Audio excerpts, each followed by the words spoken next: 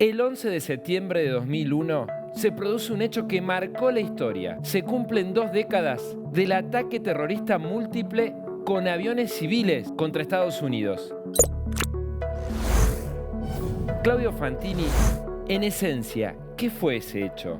Fueron muchas inauguraciones al mismo tiempo en esa escena macabra que se televisó al mundo porque fue un atentado realizado a modo de reality show o de conferencia de prensa transmitida en vivo y en directo. Parecía una película de Spielberg, pero era la realidad, ¿no? Cuando el mundo veía estupefacto a las Torres Gemelas ardiendo como antorchas hasta hundirse en el vientre de Manhattan, el mundo estaba presenciando el primer atentado terrorista que alcanza el rango de genocidio por el número de víctimas que logra producir. Fueron más de 3.000 los muertos que quedaron en el territorio norteamericano, con la suma de los muertos en las Torres Gemelas de Manhattan, en el edificio del Pentágono en Washington y el avión que cayó en Shanksville, en Pensilvania. También fue la inauguración de un ataque después de Pearl Harbor en territorio norteamericano. Son muy pocas las veces que los norteamericanos fueron atacados en sus propios territorios. Están las aventuras de Pancho Villa, que sabía incursionar en Arizona con su ejército y producía algunos estragos, pero después tenés que llegar prácticamente hasta el ataque a Pearl Harbor, el ataque japonés a Pearl Harbor en Hawái a mediados del siglo XX. Y este es el siguiente ataque producido en territorio norteamericano. Pero vos, Federico, me preguntaste qué fue esencialmente lo que vio el mundo aquel 11 de septiembre. Yo creo que fue la presentación mundial del terrorismo global. Hasta ese momento, el terrorismo tenía causas y objetivos nacionales. El terrorismo conocido en el mundo tenía causas y objetivos nacionales. El Euskadi Tasuna, la ETA, que quería separar el País Vasco del resto de España. El ejército republicano irlandés, que se proponía separar los 6 condados del Ulster del Reino Unido para incluirlos en la República de Irlanda. El Baden-Meinhof, que se proponía hacer el comunismo en la República Federal Alemana. Las Brigadas Rojas, que se proponían hacer el comunismo en Italia. Bueno, el 11 de septiembre del 2001 irrumpió el terrorismo global. Su objetivo ya no era nacional, su objetivo incluía a toda la faz del planeta. Bueno, y a propósito de objetivos, los responsables del ataque, ¿qué se proponían? ¿Cuáles eran esos objetivos? Mi interpretación, en base a los documentos fundacionales de la organización que fue el instrumento, el primer instrumento del terrorismo global, las que vinieron después fueron clonaciones de ese primer instrumento. El primer instrumento fue Al-Qaeda y en los documentos previos de ultraislamistas que practicaban el terrorismo o que preparaban, venían amasando esto que yo llamo el terrorismo global, lo que se puede deducir es que el objetivo era en 2 etapas. La primera etapa era crear un califato que incluyera lo que había sido el Imperio Otomano y que se extendiera desde el Al-Andalus, ¿no? El Al-Andalus, de donde viene la palabra Andalucía, era la antigua España morisca, hasta el Kanato de Bujará, actualmente situado en Uzbekistán, en Asia Central. Desde Al-Andalus hasta Bujará, pasando por todo lo que fue el Imperio Turco Otomano. Esa era la primera etapa, es la construcción de ese califato. La segunda etapa era la islamización del mundo entero. Yo creo que esos eran los objetivos del terrorismo global. Finalmente arribar a la islamización global. ¿Y ¿Cómo se origina esto? Yo creo que se va incubando esta ideología consustanciada con el terrorismo, se va incubando dentro de lo que es la religión oficial en el Reino de Arabia Saudita. La vertiente islámica que es la oficial en Arabia Saudita es el wahabismo. La palabra wahabismo viene del nombre del fundador, que es Muhammad bin Abd al-Wahhab, un teólogo del siglo XVIII que proponía una mirada salafista. El salafismo implica la aceptación literal de lo que plantean los textos sagrados, en este caso el Corán y los hadices, ¿no es cierto? En el caso del Islam.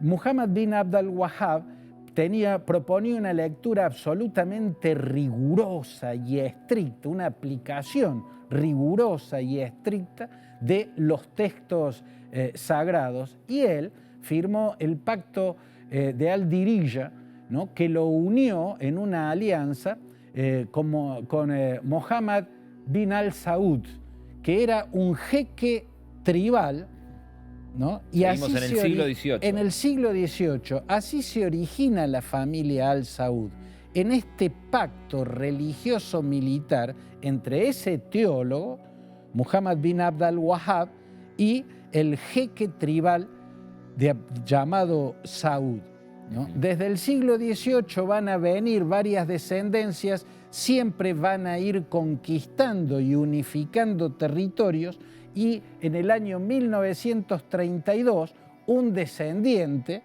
de aquellos fundadores de la dinastía, el rey Abdulaziz, crea Arabia Saudita, funda Arabia Saudita. El primer rey entonces fue Abdulaziz bin al-Saud.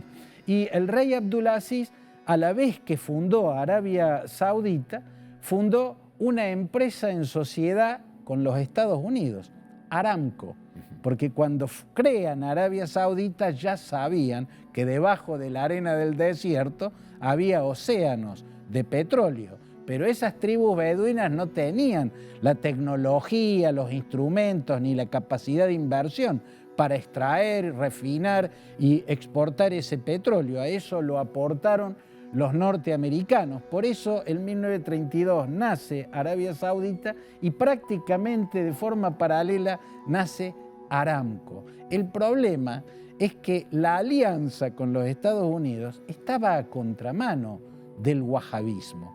Reitero, el wahabismo es una corriente salafista. La única diferencia entre el wahabismo y los demás salafismos es que para los salafistas el único nexo valedero entre el pueblo y Alá es el califa, mientras que el wahabismo acepta al rey de Arabia Saudita como nexo, aunque no sea un califa, ¿no? Entonces esas consideraciones especiales se fueron agigantando en razón del petróleo hasta llegar al punto de crear una alianza que era contra natura para la cultura ultraislamista que implicaba el wahabismo. Estados Unidos es una potencia de infieles, es una potencia naturalmente enemiga de la creencia que ellos abrazaban con un fervor fanático, porque el wahabismo es un fanatismo en sí mismo. Entonces, Abdulaziz crea ese fenómeno a contramano de la cultura que él mismo representaba, la religión que representaba su familia, la alianza entre un teólogo que aportó el dogma religioso y un militar, el jeque de la tribu, Al-Saud, ¿no es cierto? Entonces, esa asociación. Claro, cuando muere Abdulaziz, su primer descendiente, su hijo mayor, Saud bin Abdulaziz Al-Saud, mantuvo la alianza con los Estados Unidos y ya había empezado a generarse algún malestar en los jeques religiosos, ¿no? Ese malestar creció. Pese a que esa asociación les resultaba muy redituable desde lo material. Absolutamente redituable. Enriqueció al reino saudita la alianza con los Estados Unidos para extraer y refinar el petróleo. Pero ya cuando después de Saud sube el otro hermano, el rey Faisal, ya la inquietud era más visible. Entonces Faisal empezó a tratar de justificar, de dar un porqué. Desde el wahabismo podía justificarse una alianza con una potencia infiel. Muerto Faisal, asesinado, tal vez en base a la dificultad que creaba esa alianza. Tras el asesinato de Faisal llega al trono otro de los hermanos, otro de los hijos del rey fundador, Jalib. Y a Jalib bin Abdulaziz al Saud se le produce la primer gran rebelión de los religiosos contra esa alianza impura, que fue en 1979 la sangrienta toma de la gran mezquita de la Meca. El corazón de Arabia Saudita. El corazón de Arabia Saudita, el corazón cultural y religioso de Arabia Saudita. La gran mezquita de la ocupación de la gran mezquita de la Meca, que fue sanguinaria, en 1979, debilitó totalmente a Jalib. Jalib terminó muriendo de un ataque cardíaco unos años después, pero ya estaba muy debilitado por aquel acontecimiento. Luego asumió el otro hermano, el rey Fahd, quien, para calmar a los jeques religiosos que se rebelaron en el 79 ocupando la gran mezquita de la Meca contra la alianza impura, el rey Fahd elaboró una estrategia: girar inmensas cantidades de dinero de las arcas reales a las organizaciones religiosas. Integristas, ultra islamistas. Buscando calmarlos. Después a Fahd le da un ataque que lo deja apopléjico. Su hermano Abdullah asume como regente del trono. Finalmente Fahd muere.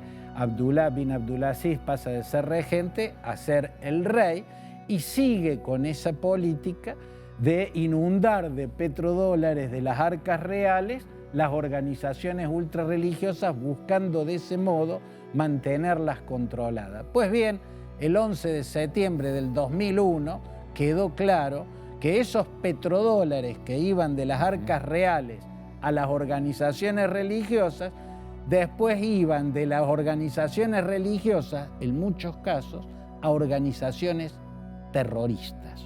Bueno, y así surge Al-Qaeda. ¿Cómo surge esta agrupación que se atribuye los atentados y que tiene integrantes mayoritariamente sauditas? Al-Qaeda fue el primer gran instrumento del terrorismo global, el que perpetró el ataque del 11 de septiembre del 2001. Y Al-Qaeda puntualmente, Federico, surge en Afganistán. Arabia Saudita había propuesto, si bien ya había roto relaciones con él, incluso no lo dejaba pisar el territorio del reino, propone a Osama Bin Laden como tesorero y administrador de la ayuda internacional a los mujahidines que peleaban en Afganistán contra el ejército soviético, que había invadido aquel país centroasiático para poner en el poder el gobierno prosoviético que primero encabezó Babrak Karmal y luego Najibullah.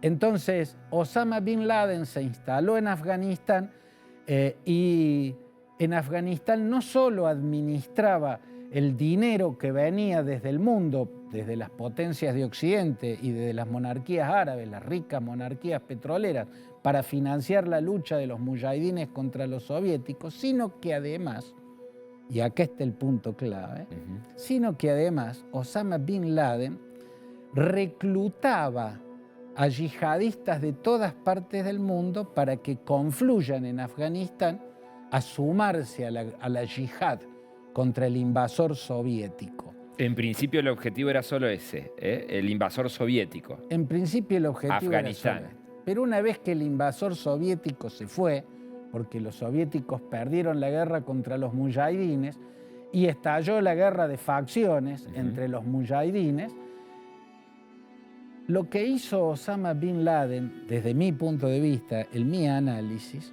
fue invertir la lógica que había aplicado para colaborar reclutando yihadistas de todas partes del mundo con la causa Mujahideen, invirtió eso. Todos los yihadistas que sobrevivieron a esa guerra y que pudieron regresar a sus países estaban anotados con sus nombres, sus direcciones, sus teléfonos en la base de datos de la computadora de Osama Bin Laden, quien los había reclutado.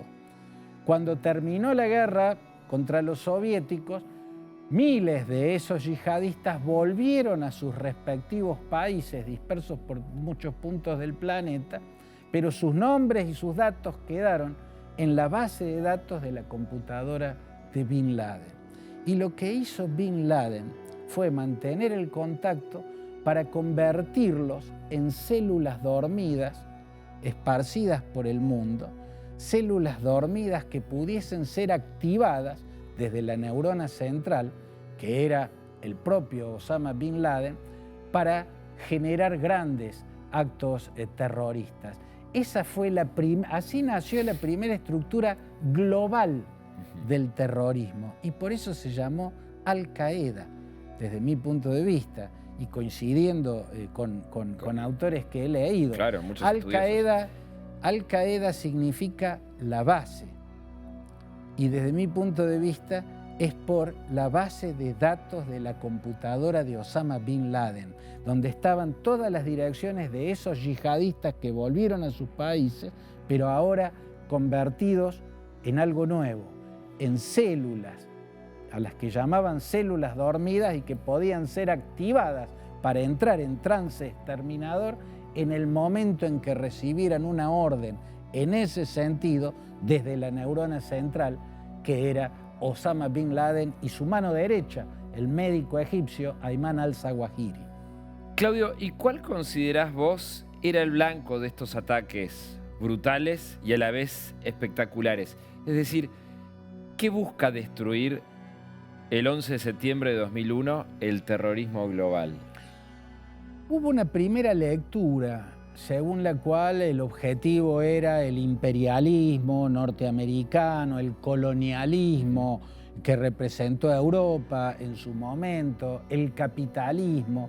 Bueno, a mí nunca me cerró, me parece una lectura más vale superficial desde mi punto de vista, que me puedo equivocar soy yo, pero desde mi punto de vista, y sin alejarme del hecho de que Osama Bin Laden era un ultramillonario, que incluso formó parte del directorio de la Bin Laden Company, que era la empresa que fundó su padre y que había amasado una fortuna increíblemente grande con las concesiones del mantenimiento de los lugares sagrados en Arabia Saudita, y después terminó construyendo grandes aeropuertos y otras cosas en los Estados Unidos. Era una súper empresa. No era contra el capitalismo que peleaba precisamente Osama Bin Laden, un ultramillonario. Desde mi punto de vista, lo que representa esencialmente el wahabismo en niveles de militancia extrema, ya de por sí el wahabismo desde mi punto de vista es extremo, pero ya en los niveles a los que lo llevó el terrorismo global, representa una cultura feudal que principalmente lo que quiere destruir es la contracara absoluta. Representa una cultura feudal y oscurantista, y la contracara absoluta del oscurantismo feudal y ultrarreligioso, de la teocracia feudal y oscurantista, es el Estado de Derecho con diversidad, con culturas diversas, con pluralismos de todo tipo y la sociedad abierta. El Estado de Derecho, las libertades públicas e individuales, la democracia pluralista, la democracia secular. Todos esos son los elementos claves de la sociedad abierta. Ese es, desde mi punto de vista, el blanco al que apuntó Al-Qaeda, los aviones que lanzó contra territorio norteamericano aquel 11 de septiembre. Y también contra ese blanco, contra el Estado de Derecho, la sociedad abierta, el pluralismo, la diversidad cultural, apuntaron los suicidas que se detonaron en los trenes de Atocha en el año 2004 en Madrid, los que abrieron ráfagas de fuego, dispararon a mansalva en la redacción de Charlie Hebdo en París, los que también dispararon a mansalva en el Teatro Bataclan y después en lugares nocturnos de París, 5 entre bares y restaurantes, provocando otra gigantesca masacre. Contra eso apuntó el camión que arrasó una inmensa cantidad de gente en la Rambla de Niza. Todos los atentados perpetrados por el terrorismo global, Federico, desde mi punto de vista, tiene en la mira, o sea, tiene como blanco principal el Estado de Derecho, la democracia secular y la sociedad abierta. Quiere volverla una sociedad cerrada, oscura y feudal, que es el tiempo al que procuran retrotraer la historia. Claudio Fantini, un placer, gracias. Gracias a vos.